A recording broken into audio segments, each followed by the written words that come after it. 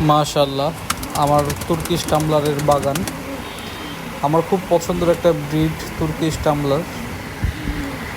এদের মূল বৈশিষ্ট্য হচ্ছে এরা উড়ার মধ্যে বাজি করে।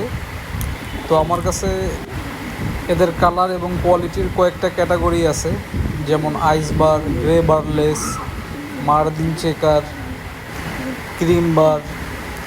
এদের মধ্যে আবার সিঙ্গেল ক্রেস্ট, ডাবল ক্রেস্ট, নন ক্রেস্ট এগুলোরও কিছু ভেরিয়েশন আছে আমার কাছে।